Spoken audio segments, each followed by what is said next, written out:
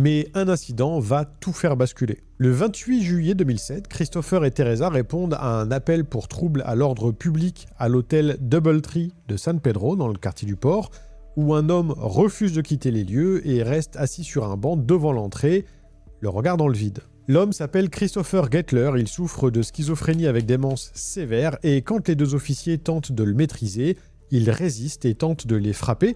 Du coup, Christopher le plaque au sol, Teresa déclenche son taser et l'individu se retrouve menotté par terre. C'est là que la version commune aux deux parties prend fin et là que commence le litige qui va détruire la carrière de Christopher et selon lui bien plus que sa carrière. 13 jours plus tard, le lendemain du jour où Teresa lui remet une évaluation négative sur 3 points, Christopher dépose une plainte formelle dans laquelle il accuse Teresa d'avoir donné des coups de pied à Christopher Gettler alors qu'il était menotté au sol, 2 fois dans la poitrine et 1 fois au visage, laissant une blessure visible sur sa joue gauche. Mais Teresa Evans dément formellement. Le dossier est contradictoire, Christopher Gettler lui-même, interrogé sur vidéo par l'avocat de Christopher, déclare avoir été frappé au visage par une policière et son père témoigne que son fils lui a dit la même chose à son retour en ajoutant que son visage était enflé. Mais 2 employés de l'hôtel et un officier du port présent lors de l'interpellation affirment de leur côté n'avoir rien vu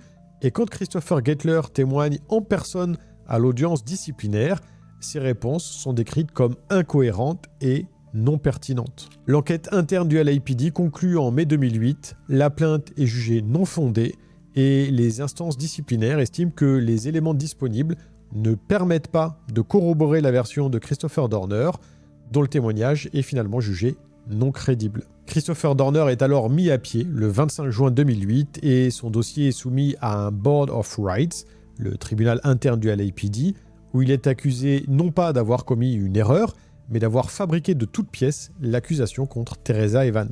L'audience s'étale d'octobre 2008 à janvier 2009 devant un panel de 3 membres, 2 capitaines du LAPD et un avocat de la défense pénale externe. Christopher est représenté par maître Randall Kwan, un ancien capitaine retraité du LAPD, et la question centrale est simple. Teresa Evans a-t-elle frappé Christopher Gettler?